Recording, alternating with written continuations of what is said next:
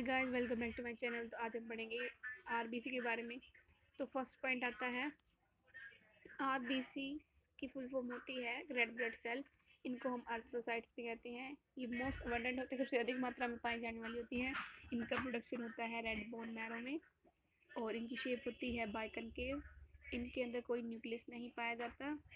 It contain protein का नाम है हीमोग्लोबिन। हीमोग्लोबिन कंटेन आयरन, जिसकी वजह से हमारा जो कलर है ब्लड का वो होगा रेड।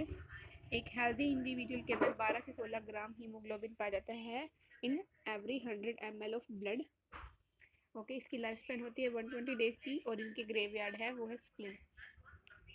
फंक्शंस हैं इनके, ये करती है ट्रांसपोर्ट ऑफ ऑक्सीजन और रिमूव करती है कार्बन डाइऑक्साइड को। हमारा पीएच लेवल मेंटेन करती है, हमारा टेम्परेचर मेंटेन करती है, हमारे टिश्यूज को न्यूट्रिएंट प्रोवाइड करती है और साथ ही वेस्ट प्रोडक्ट को रिमूव करती है। इनके अंदर एक एंटीजन पाया जाता है जिसका जो डिसाइड करते हैं कि हमारा जो ब्लड ग्रुप होगा वो कौन से ए होगा, बी होगा, ए बी होगा। जो हमारा ब्लड ग्रुप को डिसाइड करने वाला जो एंटीजन होता है वो आरबीसी के ऊपर ही पाया जाता है। फिर आता है डब्ल्यूबीसी। डब्ल्यूबीसी की फॉर्म होती है वाइट ब्लड सेल्स, जिसको हम कहते हैं ल्यूकोसाइट्स। ये कलरलेस होती है। क्यों होती है? क्योंकि इनके अंदर जो हीमोग्लोबिन की मात्रा है वो बहुत कम होती है। डब्ल्यूबीसी को हम टू पार्ट्स के अंदर डिवाइड करते हैं, एक ए ग्रैनुलोसाइट्स, एक ग्रैनुलोसाइट्स। ग्रैनुलोसाइट्स के अंदर आते हैं न्यूट्रोफिल्स, इसिनोफिल्स, बेसोफिल्स और ए ग्रैनुलोसाइट्स के अंदर आते हैं लिम्फोसाइट एंड मोनोसाइट्स। तो सबसे पहले हम ए ग्रैनुलोसाइट्स के बारे में पढ़ते हैं। तो ए ग्रैनुलोसाइट्स दो डिवाइड होते हैं। तो फर्स्ट है मोनोसाइट, सेकंड है लिम्फोसाइट। मोनोसाइट का डायमीटर होता है 20 से 21 mm, लिम्फोसाइट का होता है 12 से 14 mm।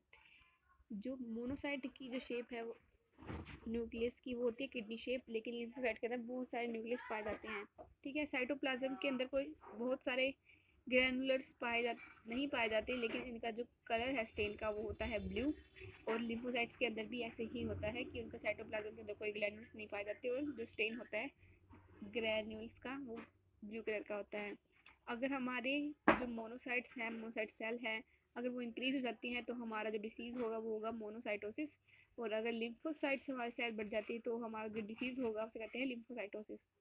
हमारे मोनोसाइट्स के फंक्शन होते हैं fight against virus, remove dead and damage tissue, destroy cancerous cell and regulate immunity.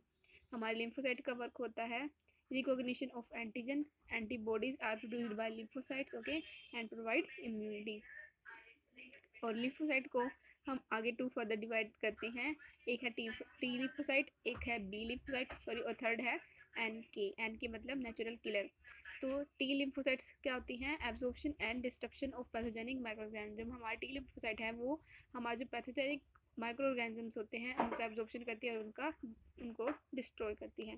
जो बी लिम्फोसाइट होती है उनका काम होता है secretion of enzyme and destroy the cancerous cell. Okay, जो नेचुरल किलर होते हैं वो इम्यूनिटी प्रोवाइड करती है, control microbial infection, okay, and subsequent the tissue damage.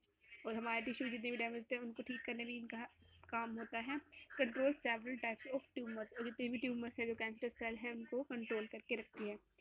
और इनके जो ये था ए ग्रैनुलोसाइट्स। तो अब ग्रैनुलोसाइट्स के अंदर आते हैं न्यूट्रोफिल्स, इसिनोफिल्स एंड बेसोफिल्स। तो neutrophils have multi lobed nucleus, okay. इसिनोफिल्स के अंदर बाइलोब्ड न्यूक्लियस होता है और बेसोफिल्स के अंदर कोई जो न्यूक्लियस होता है वो बहुत लार्ज होता है।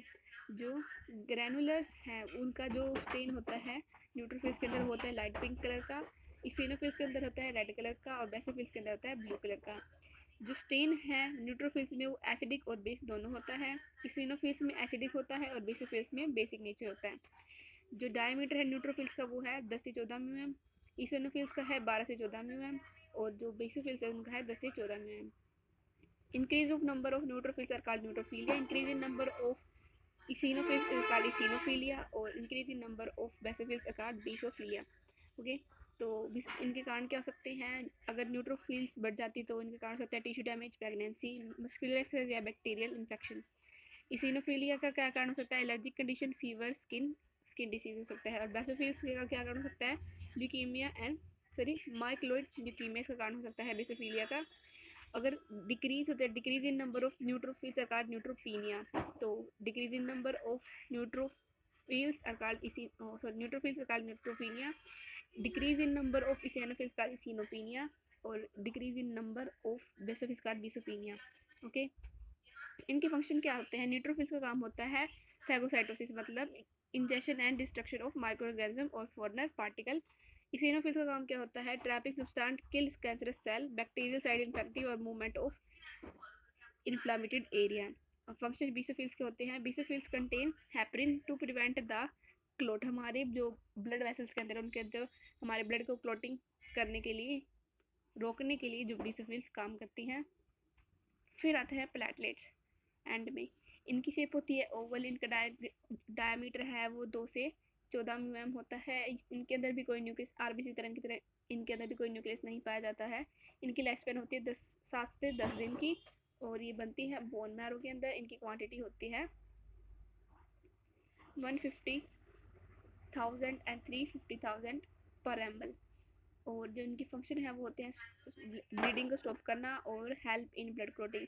इनका मेन फंक्शन होता है हीमोस्टेटिस। हीमोस्टेटिस टर्म किस लिए यूज़ की जाती है? हमारे जो ब्लीडिंग है उसको स्टॉप करने के लिए, और जो हमारा ब्लड है, जो अगर हमारे कहीं इंजरी हुई है तो वहाँ पे जो ब्लड क्लॉटिंग की प्रोसेस होगी उसे हम हीमोस्टेटिस कहते हैं।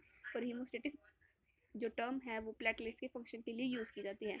आज के लिए दोस्तों, thanks for watching my video.